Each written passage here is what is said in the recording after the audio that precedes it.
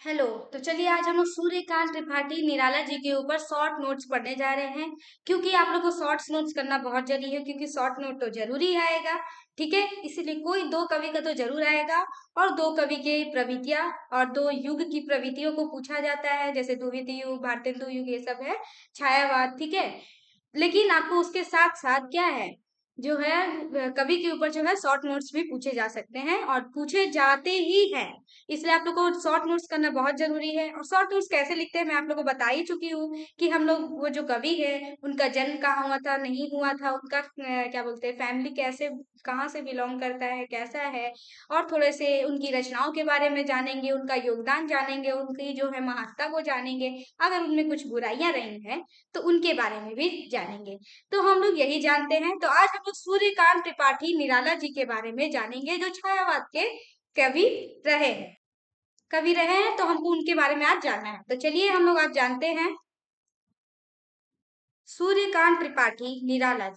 निराला जी को short form में निराला बोलते हैं, लेकिन इनका पूरा नाम क्या है, सूर्यकांत त्रिपाठी निराला जी। इनका जन्म 1857 से 1961 ईस्वी में का देहांत हो गया था। ठीक है, नवीनता के मुद्र्य कलाकार श्री निराला जी का जन्म 1857 बंगाल के महिषादल राज्य में मेदिनीपुर नामक ग्राम में हुआ था, यानी ये भी बंगाल के थे। ठीक है, महाराणा निराला में छायावाद का चरण विकास उत्कर्ष मिलता है। हिंदी काव्य में छायावाद के एक प्रबल स्तंभ रहकर भी उन्होंने व्यापक रूप से हिंदी पद और गद्य साहित्य से सरस्वती वंदना की दुर्लभ सेवा की। निराला जी का काव्य जगत में सदा निराले सिद्ध है। उन्होंने अपने संबंध में लिखा है कि देखते नहीं मेरे पास एक कवि की वाणी, कलाकार के पहलवान की छाती और फिलासफर यानी दार्शनिक के पैर है। वो खुद को कहते हैं, क्या कहते हैं कि मैं देखते नहीं मेरे पास एक कवि की वाणी है, यानी कवि के जो है स्वर होना चाहिए वो है, कलाकार के पहलवान की क्या है, छाती, और फिलोसफर है यानी दार्शनिकता के क्या है, पैर है। ठीक है, यही उनका क्रांतिकारी व्यक्तित्व है। कविताओं पर प्रारंभ से ही उनके क्रांतिकारी व्यक्तित्व की छाप। अब इनकी भाषा शैली कैसी है, यानी किस भाषा में वो लिखते हैं। ठीक है, तो निराला जी की भाषा संस्कृत निष्ठ खड़ी बोली हिंदी है। इनकी शैली मुक्तक शैली है, जिसके जन्मदाता है। ठीक है, और ये मुक्तक शैली की क्या है, जन्मदाता है, इनको कहा जाता है। ठीक है, कृति, अब इनकी कृतियां क्या क्या है, तो निराला जी की प्रतिभा बहुमुखी थी। काव्य के अतिरिक्त उन्होंने उपन्यास, कहानी, परिमल, आलोचना तथा संस्मरण आदि भी लिखे हैं। इनकी प्रमुख रचनाएं निम्नलिखित है। तो काव्य में कौन कौन सी है, परिमल, गीतिका, अनामिका, राम की शक्ति पूजा, सरोज स्मृति, जिस ये बहुत अच्छी है, इतनी करुणामय है कि इसमें कवि जो है अपनी ही बेटी के बारे में लिखते हैं। उनकी बेटी का नाम सरोज रहता है। ठीक है, कि उसकी मृत्यु हो जाती है जब वो छोटी रहती, तभी तब उसी के बारे में वो सरोज स्मृति में लिखे हैं। ठीक है, कुकुरमुत्ता, अणिमा, अपरा, बेला, नए पत्ते, आराधना तथा अर्चना। ठीक है, अब कहानी में आप लोग देख लीजिए क्या क्या है, लिली सखी, सुकुल की बेबी देवी, आलोचना में है चाबुक, रविंद्र कविता, कानन, प्रबंध, पद है। उपन्यास है निरुपमा, प्रभावती, अलका, अप्सरा, चतुरी तथा लिली आदि है। ठीक है, ये इनके उपन्यास है। परिमल, परिमल के बारे में आप लोग जान लीजिए। मैं आप लोग को हमेशा बोल रही हूँ कि कोई भी कवि के बारे में आप लोग लिखते हैं तो आप लोग को जैसे ज्यादा कुछ नहीं आए, या फिर आपको कोई थोड़ी सी बात नहीं आती, तो आप कवि की कोई कविता की पंक्ति को डालकर उसकी व्याख्या कर सकते हैं, या तो किसी एक रचना को आप उठाकर उसके बारे में लिख सकते हैं। तो परिमल में छायावाद को अनेक प्रवृत्तियों का परिचय मिलता है। राष्ट्र चेतना की सूक्ष्म अनुभूतियों की जितनी पीड़ एवं गहन व्यंजना परिमल में हुई है, उतनी किसी अन्य कवि की वाणी में छायावाद युग में नहीं दिखाई पड़ती है। ठीक है, क्योंकि छायावाद तो सिर्फ प्रकृति, सूक्ष्म भावनाओं, यही सब थी। ठीक है, राष्ट्र चेतना की सूक्ष्म अनुभूति सिर्फ निराला जी में ही बहुत अच्छी वाणी में जो छायावाद युग में दिखाई पड़ती। ठीक है, क्योंकि छायावाद तो सिर्फ प्रकृति का था, सौंदर्य का काल था। ठीक है, सूक्ष्म भावनाओं का था, लेकिन राष्ट्र चेतना की सूक्ष्म अनुभूतियां जो है निराला जी के है, परिमल में ही दर्शाई गई। परिमल की कुछ रचनाओं में रहस्यवाद का भी दर्शन मिलता है।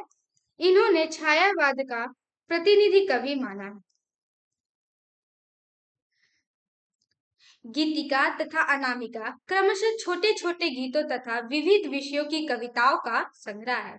एक गीतिका में भावों की गंभीरता तथा नाद सौंदर्य की तो दूसरे में अनामिका अधिक प्रसिद्ध हुई। सरोज स्मृति तोड़ती पत्थर की आप लोग यह पंक्ति को जरूर डालिए। वह तोड़ती पत्थर देखा ना मैंने उसे इलाहाबाद के पथ पर। ठीक है, यह पंक्ति आप लोग डाल के उसकी व्याख्या कर सकते हैं कि जो कवि हैं वो वह तोड़ती पत्थर कविता के माध्यम से समझाना चाहते हैं कि एक स्त्री जब केवल क्या बोलते हैं सौंदर्य में या फिर उसके जो है वो रूप सौंदर्य में सुंदर नहीं लगती, वो श्रम करती हुई भी बहुत सुंदर दिखती है। तो वही कवि देखते हैं तो वह कविता कहते हैं कि वह तोड़ती पत्थर देखा मैंने उसे इलाहाबाद के पथ पर। बादल गरजो आदि कई लोकप्रिय कविताएं संग्रहित। सरोज स्मृति को प्रथम एवं सर्वश्रेष्ठ शोक गीत माना गया। जैसा कि मैं आप लोगों को बता रही थी अभी कि जो सरोज स्मृति है उसमें बहुत ही ज्यादा करुणा है, यानी बहुत ज्यादा इमोशनल है वो, इसलिए उसको शोक गीत कहा गया है, प्रथम शोक गीत। ठीक है, जिसे कवि ने अपनी विवंगता पुत्री सरोज की स्मृति में लिखा है। ठीक है, तोड़ती पत्थर कविता एक ओर मार्मिक है तो दूसरी ओर वह इलाहाबाद के पथ पर तोड़ तोड़ कर नवीन बनाती है। किस तरह नवीन बनाती है कि अब कवि क्या है, सौंदर्य रूप को छोड़कर उसके रूप सौंदर्य को, स्त्री के रूप सौंदर्य को छोड़ के क्या कर रहे हैं, उसके एक अलग जो है रूप को दर्शा रहे हैं। इसलिए पत्थर जो है तोड़ तोड़ कर नवीन रूप को दर्शा रही है। ठीक है, कालिदास हिंदी में अपने ढंग की ही एक ही प्रबंध रचना है। इसके बाद निराला की पूर्णता प्रगतिवादी कवि दिखाई पड़ते हैं।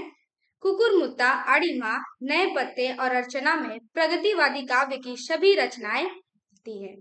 कवित्व में गुलाब के बहाने पूंजीपतियों पर व्यंग कर सर्वहारा वर्ग के प्रति अपने अपनी अनुभूतियों दिखाई है। कैसे वो कहते हैं, क्या पूंजीपतियों जो है और जो सर्वहारा वर्ग वो है जो गरीब को बोला जाता है। ठीक है, पूंजीपति जो बहुत अमीर हो उसको बोला जाता है। तो उसपे वो व्यंग करते हैं। कैसे करते हैं, अबे सुन बे गुलाब तू मत कर, तू मत पर पाई खुशबू रंगो आ, भूल मत, सुन बे गुलाब तू भूल मत, जो तूने खुशबू पाई है वो क्या है, कैसे मिली। तो आगे देखिए, खून चूसा खाद का तूने अभिष्ट, डाल पर इतराता है कैपिटलिस्ट।